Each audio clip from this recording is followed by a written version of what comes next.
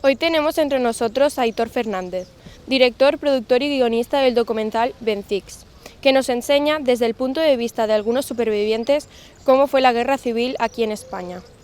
Tenemos el lujo de poder hablar con él un rato, a ver qué nos explica. ¿En qué momento se le ocurrió a usted y a su equipo rodar este documental? Bueno, el documental Vencidos vino después, fue un proyecto que vino después. A nosotros lo que nos urgía era grabar los testimonios, porque los testimonios, estas personas estaban desapareciendo ya, estaban falleciendo por la edad, y primero lo que nos planteamos era grabar todos estos testimonios. El documental luego vino después, debido a que acumulamos 160 horas de material, y dijimos, ¿qué es lo que podemos hacer como un material que pueda servir a los estudiantes o a investigadores o al público general rápidamente para transmitir esos testimonios? Entonces eso vino como un poco después, ¿no? Y ahí es donde sí que entró todo el equipo a trabajar. De esas 160 horas pasaron a 4, y de 4 luego el montador hizo la hora y media. Costó un poco porque ya, como te digo, estaban... estas personas empezaban... O sea, son supervivientes, dobles supervivientes. Sobrevivieron a la represión franquista, pero también sobrevivieron a la vida, porque eran personas de más de 90 años, entre 90 y 107 años, la más mayor. Entonces costó un poco, pero yo ya llevaba mucho tiempo en el tema de la memoria histórica, en el tema de la guerra civil y la represión franquista. Entonces ya había hecho como muchos contactos previos de entidades locales que se ocupaban de registrar estos testimonios, de cuidar a estas personas, ¿no? a los últimos supervivientes. Yo empecé con el tema de la despoblación, empecé a trabajar cuando acabé de estudiar fotografía, empecé el tema de la despoblación. Y me di cuenta de que uno de los temas de las causas de la despoblación era la represión franquista, había sido la represión franquista y la miseria de posguerra. Entonces yo ya empecé a hacer como pequeños reportajes que se publicaban en prensa, cuando la prensa era de otra manera, sobre la represión franquista, y a partir de ahí ya pues vas tirando del hilo y unos se conocen con otros, y como queríamos, digamos, trazar toda la geografía española, pues ya teníamos un poco el mapa hecho, y luego ya simplemente fue ponernos a grabar. Sobre las imágenes de los cuerpos de los excombatientes, ¿cómo consiguió las imágenes de los cementerios, fosas comunes y...? Exhumaciones, ¿no? ¿Te refieres? Las exhumaciones de las cadáveres. Yo ya había hecho reportajes sobre eso y ya conozco a las asociaciones que lo hacen. Entonces, esta que se ven Vencidos fue de sorpresa, o sea, entrevistamos a una persona que justamente iba a ver esa fosa, y entonces pues lo entrevistamos ahí y aprovechamos para grabar la fosa, digamos la exhumación. Yo ya tenía reportajes previos hechos, pero bueno, en ese momento pues aparece eso y se pone, ¿no? Y luego lo que sí que grabamos fueron muchas fosas en toda la geografía, muchas fosas, como aquí en Barcelona hay. Sí, o sea, digamos dignificadas, ¿no? O dignificadas o sin dignificar, pero sin monolito, con monolito, pero digamos desde el campo de Castuera en Badajoz, que es un campo impresionante, grandísimo, donde asesinaban a la gente en el mismo campo, en las minas, pues eso no está dignificado, no estaba entonces dignificado, lo grabamos como una carretera o lugares donde existen fosas. ¿Tuvo alguna respuesta social, cercana, lejana? Claro, uno cuando hace cosas así quiere que tengan respuesta social, ¿no? Evidentemente quiere transformar. Sí que la tuvo, pero a mi parecer debería haber tenido mucho más, no por el documental en sí, sino por la grandeza de los testimonios, ¿no? de estas personas que tienen historias increíbles, ¿no? Historias silenciadas. Entonces, cuando tú haces un documental que está hablando de historias silenciadas, pues también al final se le acaba de alguna manera, no silenciando, pero sí que el empuje que tienen otros temas no lo tiene el tuyo. El recorrido que ha tenido es un recorrido muy social. Nosotros lo hemos llevado a más de 100 festivales y en lugares de toda España y de Europa también, y en América también estuvo. Pero siempre llevado por gente pues como vosotros, gente que le interesa el tema, ¿no? Que no son las grandes instituciones las que ponen este documental, sino son los grupos sociales que están interesados en que esta verdad se conozca. Entonces, en ese sentido sí que hubo una respuesta muy, muy, muy bonita. ¿Por qué lo escogió hacer en espacios abiertos como montañas o mismo en las casas de los testimonios? Bueno, por un lado porque eran personas mayores y teníamos que ir a espacios donde ellos se sintieran cómodos, ¿no?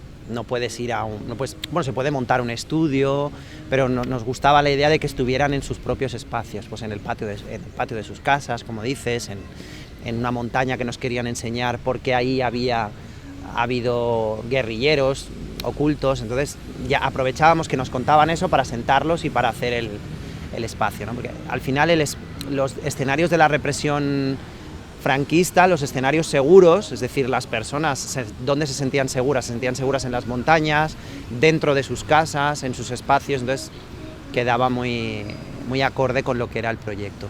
A nivel técnico, que nos contabas un poco ahora, ¿cómo fue la experiencia, tipo rodar, que nos contabas del sonido y esas cosas?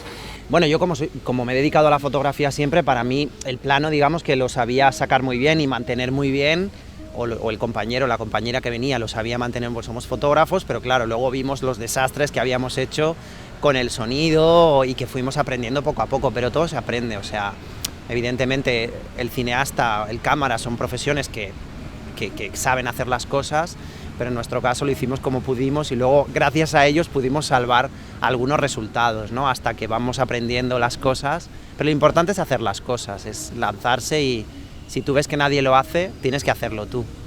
¿Hay algún motivo personal por el que quisieses documentar estos hechos y hablar con...? Sí, fue un poco inercia llegar a este tema, al final fue un poco...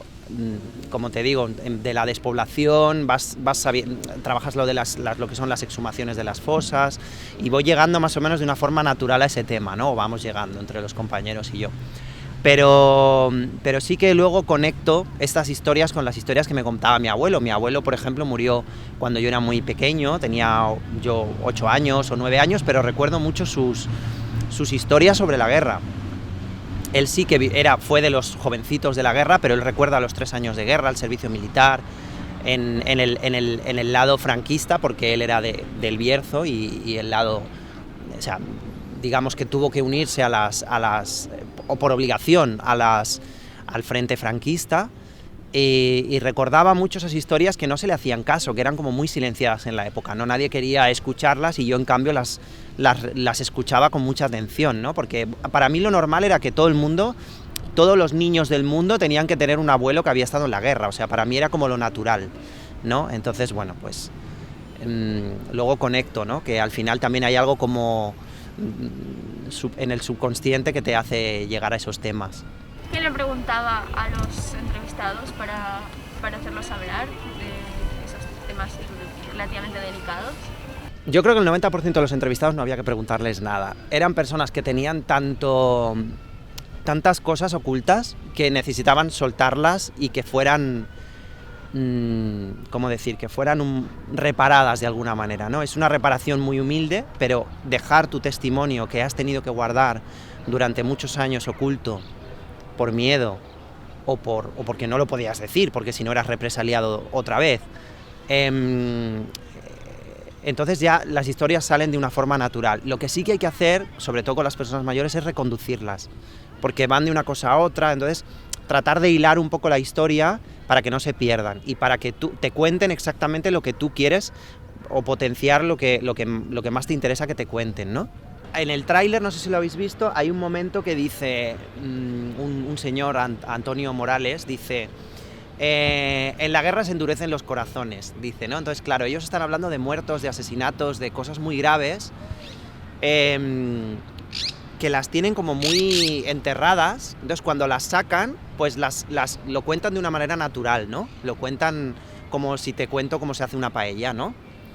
Luego, cuando acaba la entrevista y descubren todo lo que han vivido, y lo ordenan, ahí sí que viene un poco la tristeza. Pero en el momento de contarlo, como son recuerdos que están tan enterrados, en la mayoría de las personas, había otras personas como Marcos Ana que tienen el discurso como muy hecho.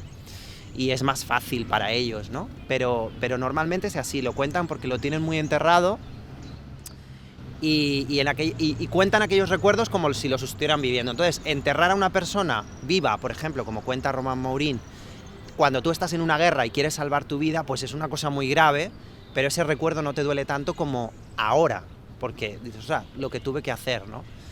Pero como lo estás desenterrando mientras lo estás contando, pues no hay una tristeza en ese momento, así como a la hora de contarlo, ¿no? Hay más tristeza, por ejemplo, en los hijos a los que le han asesinado un padre, por ejemplo. Ahí sí que hay una tristeza más grande, ¿no? ¿Ha habido algún testimonio en especial que le haya impactado? Sí, a mí me impactó mucho el testimonio de María Martín, por ejemplo. Que luego fue protagonista o estuvo más presente en un documental que se llama El silencio de los otros. Cuando yo la grabé y luego declaró también ante las instituciones judiciales máximas. María Martín es aquella mujer que va de negro vestida, que está en su patio. Y después decir un poco que nos Esa mujer me impactó mucho porque era una mujer muy humilde, muy utilizada, había sido muy utilizada por muchos movimientos políticos o por grupos sociales, y al final la mujer murió sin conseguir lo que ella quería, que era desenterrar a su madre. Esta mujer había sido purgada, había sido humillada desde los 9 años, le daban una cosa que se llamaba aceite de ricino, que era como un medicamento, pero si te lo tomas en exceso, pues te produce unas diarreas, disentería, ¿no? Unas diarreas como muy fuertes.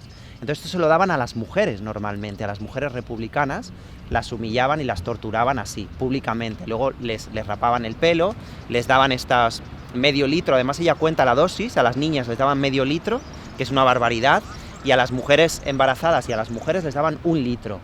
O sea, eso es una barbaridad de ese medicamento, que además es muy malo, o sea, de sabor, y esto lo hacía la gente. Entonces, el hecho de que me contara eso, que luego me contara que habían matado a la madre, que les habían robado, o sea, fue como una historia muy, muy dura, una detrás de otra, y luego además para más Inri, cómo se había utilizado de una manera un poco su testimonio para según qué intereses que yo no veía ahí como muy claros, ¿no?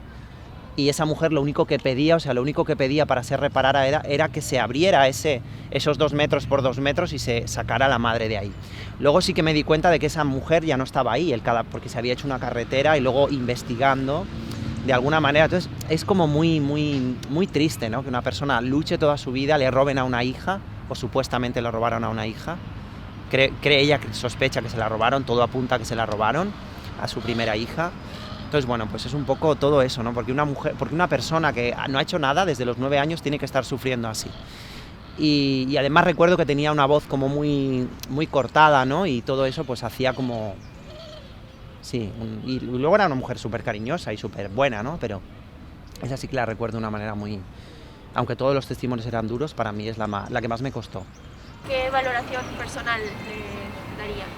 Hombre, para mí es genial, ¿no? Esta profesión, o sea, conocer a personas, elegir un tema y conocer a los protagonistas es genial, pero a mí nunca me habían contado, yo nunca he tenido esta oportunidad como vosotros de llegar a la verdadera historia, ¿no? Yo me acuerdo de la Revolución Francesa, en 2 meses hablando de la Revolución Francesa, de la Revolución Industrial. A mí no me interesaban esos temas, a mí me interesaba mi historia, mi propia historia, ¿no?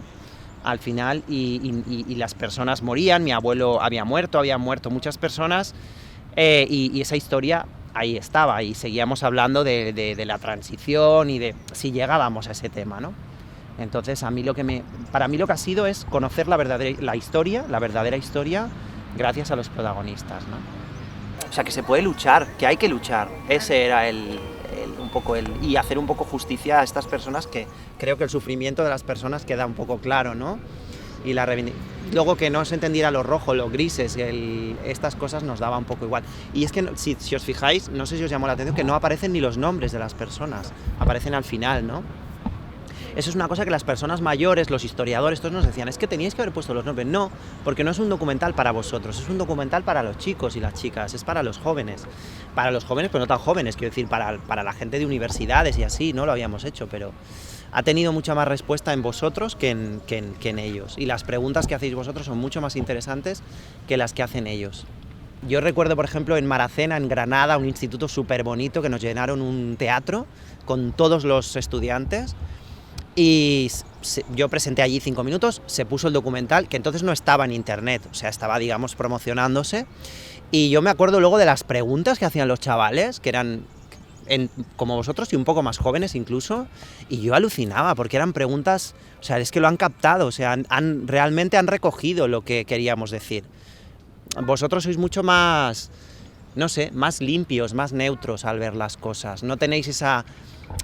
La gente mayor, por ejemplo, los que son comunistas, pues lo de los anarquistas no les... cuando nos vamos haciendo mayores vamos dividiendo.